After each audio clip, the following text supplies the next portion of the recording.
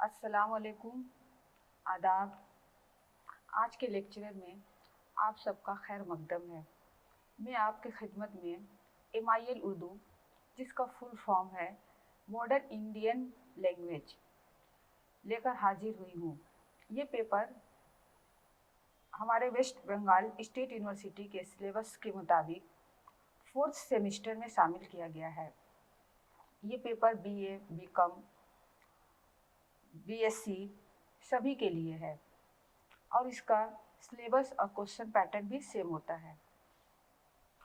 अजीज तलबा व तलबात, हमारे आज का हमारा मौजू है अफसाने की तारीफ़, अफसाने के इज़्ज़ाए तरकीबी, अफसाने की फ़नी खसूसियतें और साथ ही जदीद अफसाने की इब्तिदा, इर्तक़ा और फ़रोग़। तलबा की इफ़ादत के पेश नज़र इस मौजू को 1 घंटे के लेक्चर में मुख्तसर तौर पर पेश करने की कोशिश करूँगी।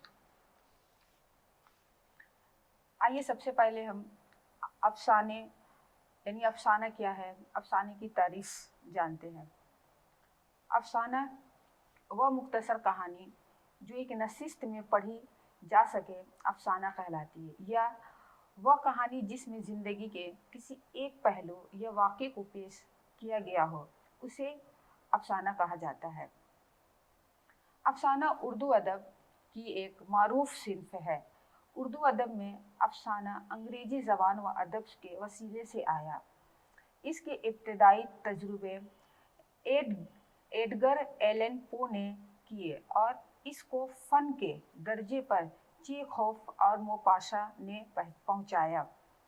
उर्दू अदब में इस सिन्फ को शोहरत बख्शने में जिन अफसाना निगारों ने अपना किरदार अदा किया, उनमें प्रेमचंद, सज्जाद हैदर यल्दरम, कृष्ण चंद्र, राशिदुल खैरी, मजनू गोरखपुरी, सादत हसन मंटू, इंतज़ार हुसैन, गुलाम अब्बास, मुमताज़ मुफ्ती, अहमद नदीम काशमी, अशफाक अहमद, कुरतुल हैदर, खुदैजा मस्तूर, इस्मत चुगताई और जिलानी बानो के नाम काबिल ज़िक्र है। इस सिन्फ को नस्र में बयान किया जाता है। ये कहानी ही की शक्ल है जो अहद जदीद ने बनाई। इसका कन्वेंस महदूद होता है। इसमें वहदत, ताशूर और एहसास की शिद्दत का बयान होता है। इख्तिसार इस सिन्फ की अहम खूबी है। आइए, अब ये रही अफसाने की तारीफ़, और अब आगे बढ़ते हैं अफसाने की इज़्ज़ाए तरकीबी की तरफ। अफसाने की इज़्ज़ाए तरकीबी टोटल 9 है। पहला प्लॉट, दूसरा किरदार, तीसरा मकालमन निगारी, चौथा इख्तिसार, पांचवा वहदत ताशूर, छठा मंजर निगारी, सातवां तजस्सुस, आठवां मकसदियत, नौवां असलूब और अंदाज़े बयान। ये रहा 9 अज्जाए तरकीबी जिसको ध्यान रखते हुए एक अफसाना पूरी तरीक़ा से लिखी जाती है। आइए इस हर एक अज्जा तरकीबी को हम डिटेल से भी जानें। प्लॉट, पहला अज्जा तरकीबी यानी अफसाने का पहला जो हिस्सा होता है, जिसको सबसे पहले ध्यान में रखा जाता है, वो है उसका एक हिस्सा प्लॉट। प्लॉट से मुराद वह खाका है जो अफसाना नवीस के ज़हन में कहानी को पेश करने के लिए बनता है, और इसी खाके के मुताबिक वह औकात को तरतीब देकर मुनासिब उतार चढ़ाव के साथ अंजाम की तरफ ले जाता है। अच्छे प्लॉट के लिए ज़रूरी है कि इसके वाक़यात में कुदरती रब्त हो जो आखिर तक मौजूद रहे। दास्तान और नावल में चूँकि तवालत की गुंजाइश होती है, इसलिए इनका प्लॉट मरकब होता है, जबकि अफसाने के इख्तिसार व एजाज के पेश नज़र इसका प्लॉट सादा होता है।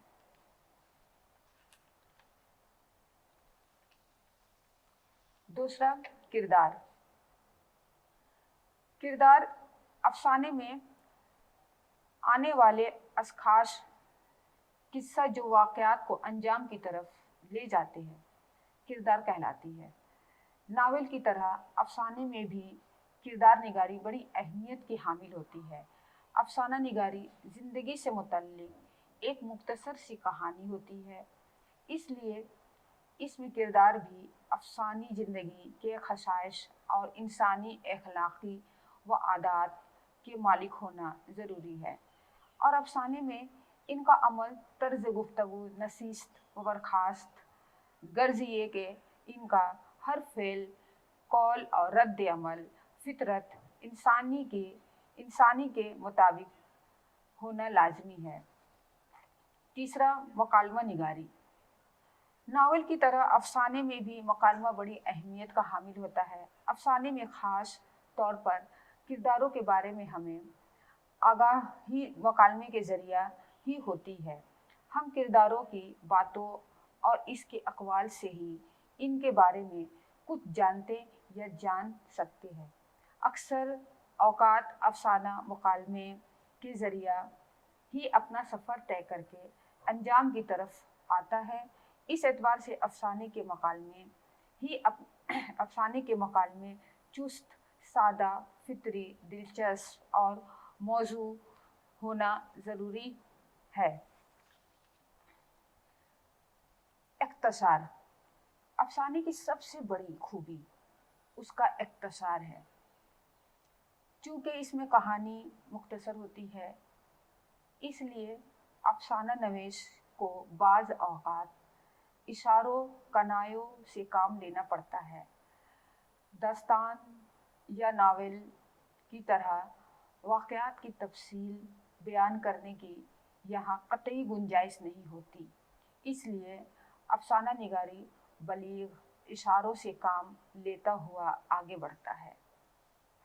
نیکسٹ، وحدت تاثر۔ افسانے کی سب سے بڑی خوبی اس کی وحدت تاثر ہے۔ افسانہ چونکہ ایک مختصر کہانی ہوتی ہے جو ایک ہی نشست میں پڑھی جا سکتی ہے، اس لیے اس کا ایک ہی تاثر آغاز سے انجام تک برقرار رہنا ضروری ہے۔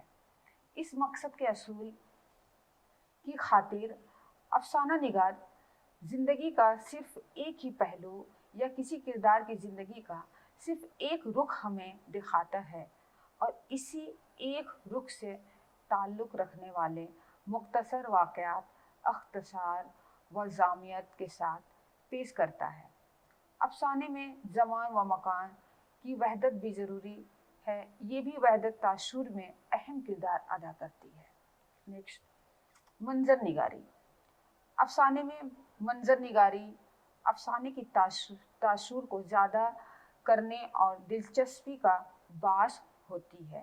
واقعات جس جگہ، جس ماحول، جس وقت اور جس انداز میں ظہور پذیر ہوتے ہیں، اس پس منظر میں ان کا بیان زیادہ تاثر کا باعث بنتا ہے، اس لیے منظر نگاری کو افسانے میں بڑی اہمیت حاصل ہے۔ تجسس۔ افسانہ جو ایک مختصر سی کہانی ہوتا ہے، تجسس میں افسانہ جو ایک مختصر سی کہانی ہوتا ہے، اس لیے قاری کی توجہ کو افسانے پر مبذول رکھنے کے لیے افسانے میں دلچسپی اور تجسس و تحیر کے عنصر کی بڑی اہمیت ہے۔ تجسس افسانے میں قاری کی دلچسپی برقرار رکھنے میں معاون ہوتا ہے، اس لیے تجسس بھی افسانے کے لیے ضروری ہے۔ مقصدیت۔ ہر فنکار مقصدیت جو ہے وہ افسانے میں بہت اہم رول ادا کرتی ہے۔ مقصد جو ہے، ہر فنکار اپنے فن کے وسیلے سے کسی مقصد کا ابلاغ کرتا ہے۔ ہر فنکار اپنے فن کے وسیلے سے کسی مقصد کا ابلاغ کرتا ہے، اس لیے ہر فن پارے کے پس پردہ کوئی نہ کوئی مقصد ضرور ہوتا ہے۔ ادب کسی بھی صنف سے متعلق کیوں نہ ہو، وہ تعبیر حیات، تنقید حیات اور تطہیر حیات کا فریضہ انجام دیتا ہے۔ اسی لیے افسانہ نویس بھی اس نقطہ کو پیش نظر رکھ کر افسانہ تحریر کرتا ہے۔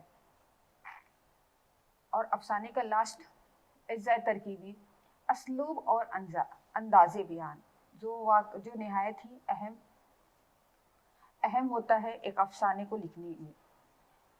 افسانہ چونکہ ایک ایسی کہانی ہوتی ہے جو کم سے کم وقت میں پڑھی جا سکتی ہے، اس لیے اس کا اسلوب سادہ، مختصر، جامع، مؤثر اور واضح ہونا ضروری ہے۔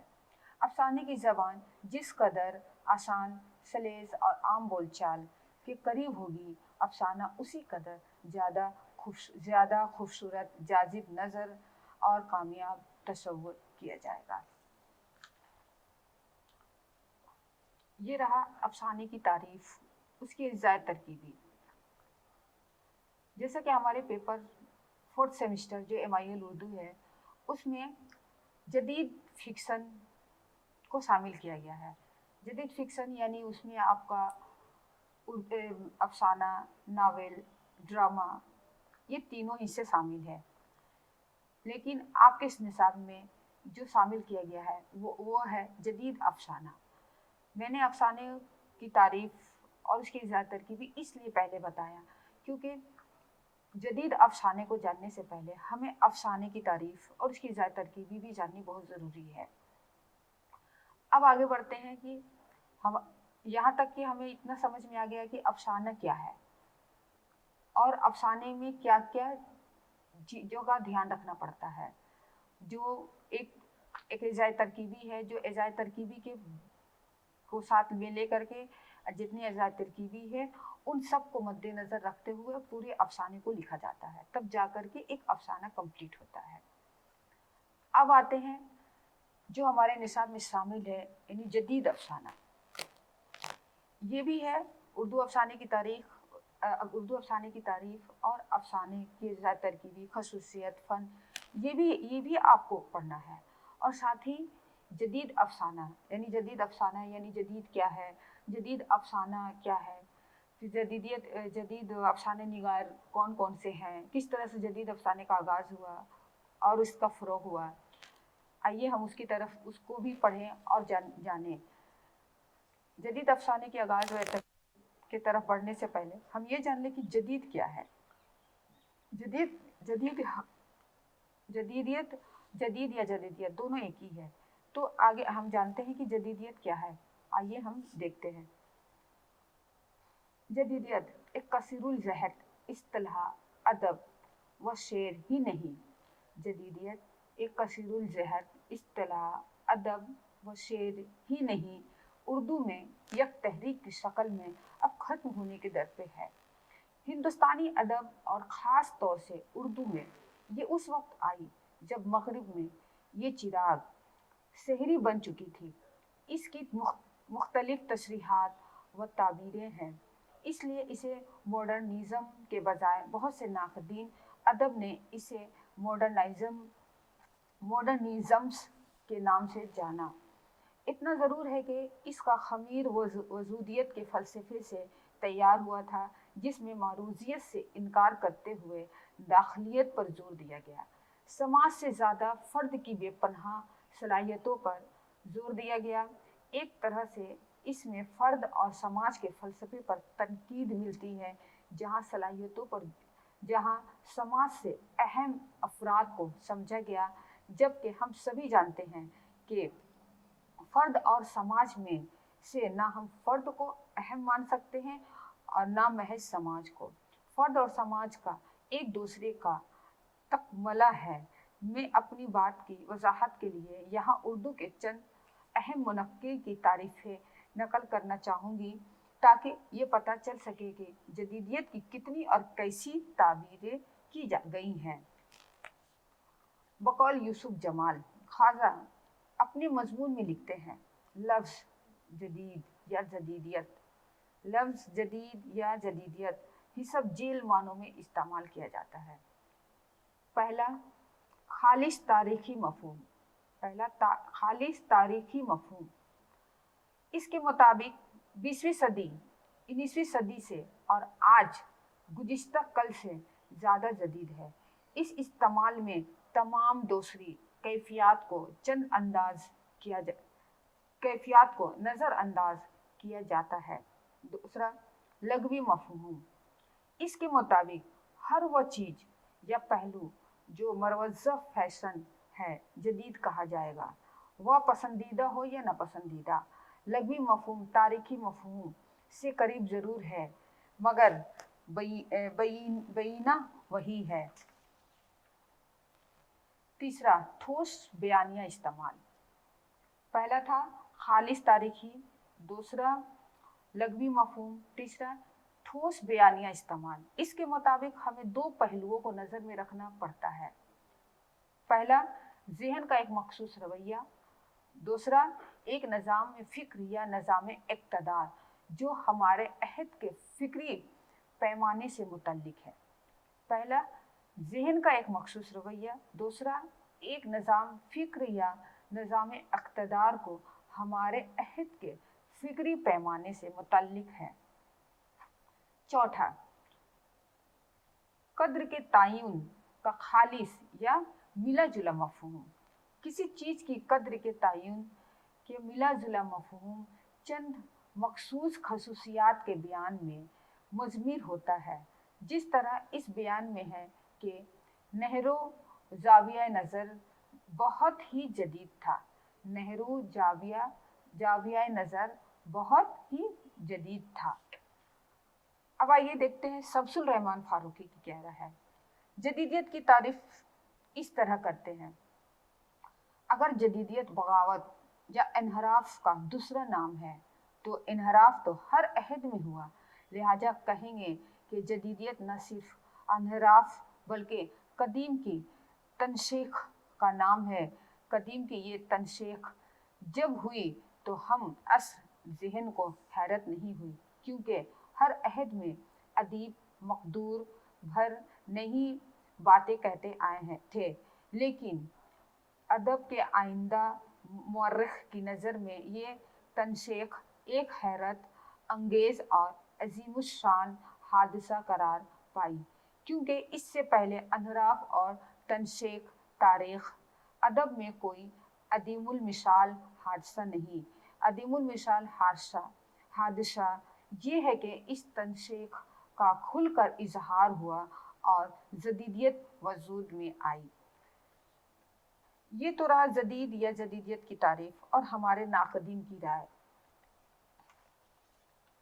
अब आगे बढ़ते हैं जदीद उर्दू अफसाना, आगाज़ और इर्तिक़ा। काजी अब्दुल सत्तार कहते हैं, जदीद अफसाना प्रेमचंद के कफन से आगाज़ होता है। काजी अब्दुल सत्तार कहते हैं कि जदीद अफसाना प्रेमचंद के कफन से आगाज़ होता है। काजी साहब मज़ीद कहते हैं कि अभी कहानी नुक्ता अरूज को पहुँच रही थी कि तहरीक पर अमरियत का गलबा हुआ। हम असरों की बाहमी रकाबत का लावा फूट पड़ा और सोशल कंटेंट के नाम पर बहुत से सफ़े अव्वल के अदीबों को रज़त परस्त कहकर मतऊन किया गया। इस खूनी दास्तान की सुर्खी का नाम मंटू है। मंटू के अलावा भी कई बड़े बड़े नाम तहरीक के जब्र का शिकार हुए, जिनमें बेदी, हयातुल्लाह अंसारी, सहेल अजीम आबादी, अली अब्बास हुसैनी, कुरतुल ऐन हैदर के नाम शामिल हैं। मौजूदा दहाई 60 ईस्वी से 70 ईस्वी तलू होते होते तरक्की पसंद तहरीक का ज़वाल मुकम्मल हो गया और उर्दू अदब पर ऐसे तबके की गिरफ्त मजबूत होने लगी जिसके कौल के मुताबिक तहरीक अपना तारीखी नावल अंजाम दे चुकी और अब उर्दू अदब में एक आध बाशऊर रजत परस्त के अलावा कोई रजत परस्त नहीं रहा। इस पस मंजर में जदीद नस्ल के कलमकार ने आँख खोली। ये ज़माना यानी मौजूदा सदी की छठी दहाई के आगाज़ का ज़माना कई लिहाज से अजीब व गरीब ज़माना था। आज़ादी के परचम की छाँव पुरानी होने लगी थी, क्योंकि बामे रूस की शाख ज़ख्मी हो गई। चीन ने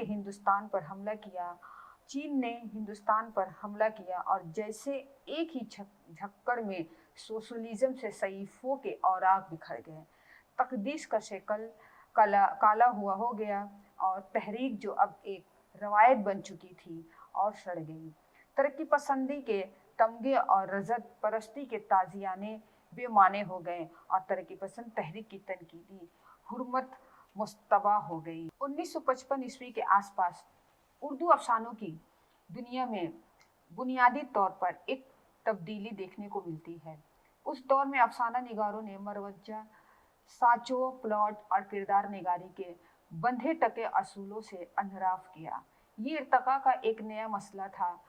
इस दौर में जहाँ प्रेमचंद और मंटू की रवायत की तोसी होती रही, वहीं बिलराज मेन रा, सुरिंदर प्रकाश, रामलाल, गयास अहमद गद्दी, रतन सिंह, सरून कुमार वर्मा, जिलानी बानो, आमना अबुल हसन वगैरह अफसाना निगारों में से दो एक यहाँ जो अफसाने तख्लीक हुए, उनमें टेक्निक और हैयत पर भी तरह तरह के तजुर्बे की सूरत सामने आई। बाहर की दुनिया और समाजी मसलों से हटकर फर्द की बातीनी दुनिया की अक्कासी की जाने लगी। अंदरूनी कायनात और गैर मरई कैफियत का अहाता करने के लिए बयानिया की बजाय अलामतों, इस्तारों और तजरीदी अंदाज़े इजहार का सहारा लिया जाने लगा।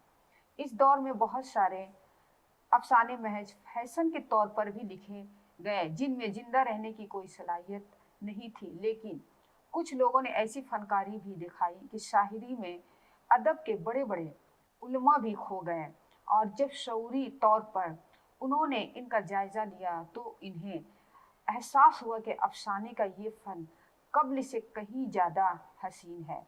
कुरतुल हैदर के अफसाने इसी झेल में आते हैं। इस दौर में अलामती और तजरीदी अफसाने लिखने वालों का एक पूरा कारवां सामने आ गया। ये अफसाना निगार अलामती नक़ूश के जरिए बातिन को जाहिर करना चाहते थे। ये जदीदियत के फ़लसफ़े के ज़रिए फ़र्द की अहमियत का जायज़ा लेते रहे और बेमानूमियत के पैकर में इंसान की बेकसी और बेबसी की अक्कासी करते रहे। इस दौर में बिलराज मेन रा ने अपने अफसाने के ज़रिए सनाती माशरा में रिश्तों के जवाल और इसके अता करदा दाखिली करब का अलामती और तजरीदी इजहार किया। सुरिंदर प्रकाश ने कहानीपन को बरकरार रखते हुए अलामतों से काम लिया और हिंदू देवमाला से भी इस्तिफादा किया। हिंदू देवमाला से भी इस्तिफादा किया है। जोगिंदर पाल ने शऊर और अदराक की आमिज़श, इंसानी नफ्सियात और इसकी तह दर तह कैफियत को नुमायां किया है।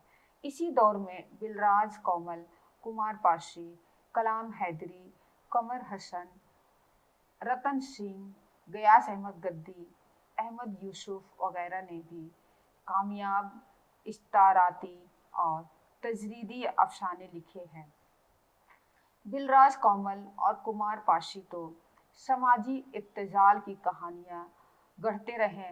कलाम हैदरी ने तरक्की पसंद अदब के ज़ेर असर बेनाम गलियाँ लिखकर अपनी अफसाना निगारी की बुनियाद रखी थी। फिर बतदरीज सफ़र, अलिफ लाम मीम मैम और गोल्डन जिबली की तख्लीक़ात के ज़रिए ये साबित किया कि जो अफसाना निगार की उम्र बढ़ती जाती है, मुशाहदात में इजाफे होते हैं, मुताला बढ़ता है, फ़िक्री वसअत गहरी होती जाती है, तो तख्लीक परवाज़ और इर्तका की मंजिलें तय करती हुई बामे उरूज तक पहुँचती है। इनके यहाँ फ़िक्र व ख़याल और मुशाहदात के हसीन पैकर ने इनके अफसानों को इनफरादियत अता की।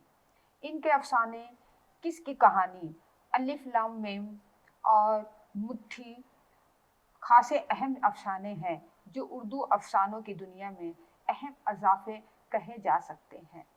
कमर हसन ने भी अलामती अफसाने लिखे हैं, लेकिन कहीं कहीं इनका फ़न अरियानिगारी के बास मजरू हो जाता है। रतन सिंह के अफसानों में हमारी साइंसी दुनिया और इससे पैदा होने वाले असरात देखे जा सकते हैं।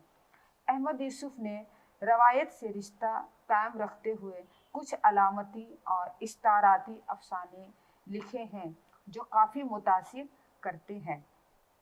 غیاث احمد گدی نے بھی علامتی اور استعاراتی پیرائے میں افسانے کی ایک نئی دنیا بنائی جس کی بلندیوں کو ان کے ہم عصر اور پھر ان کے بعد کی نسل بھی نہ چھو سکی۔ بابا لوگ پرندہ پکڑنے والی گاڑی اور سارا دن دھوپ بابا لوگ پرندہ پکڑنے والی گاڑی اور سارا دن دھوپ ان کے افسانے کی مثال ہے۔ نئی نسل میں سلام بن رزاق نے بھی اپنی انفرادیت قائم کی ہے۔ ان کے علاوہ ظفر غانوی، انور خان، انور قمر، حسین الحق، شوکت حیات، عبدالصمد، رضوان احمد، شفق، ساجد رشید، میم کاف خاں، حمید سہروردی، رام لال، علی امام نقوی اور 1980 کے بعد لکھنے والوں میں مشرف عالم ذوق، رفیع حیدر انجم، احمد صغیر، خورشید اکرم، محسن خان، معین الدین جناح بڑے اور آصف فرزی نے جدید افسانے کو آگے بڑھایا۔ اس طرح ہم دیکھتے ہیں کہ آج کے اردو افسانوں نے کافی قدم آگے بڑھائے۔ پریم چند سے لے کر آج تک کے افسانے فنی لحاظ سے ورچوئل ڈیمینشن میں آگے بڑھتے رہے ہیں۔ ان میں فن کے بیانیہ انداز سے لے کر علامتی اور استعاراتی صورتحال کا ایک منظر نامہ نظر آتا ہے۔ 1960 کے بعد جو نئے تجربے ہوئے، علامتی، استعاراتی اور تجریدی اظہار کو اردو افسانے کا اسلوب بنا لیا گیا تھا۔ 1960 کے بعد جو نئے تجربے ہوئے، علامتی، استعاراتی اور تجریدی اظہار کو اردو افسانے کا اسلوب بنا لیا گیا تھا۔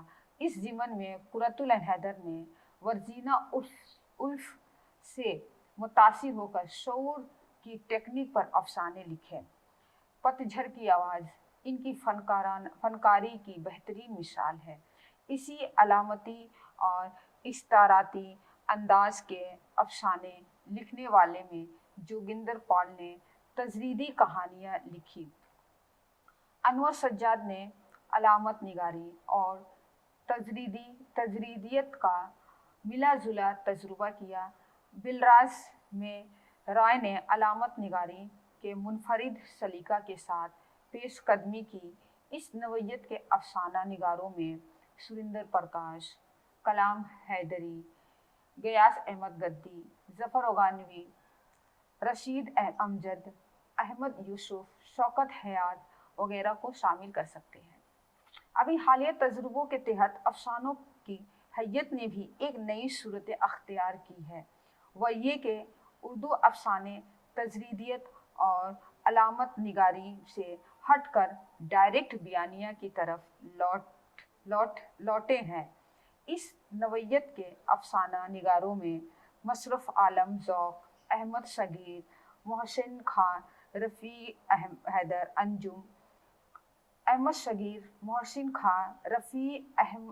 انجم، اور آصف فرزی کا نام لیا جا سکتا ہے۔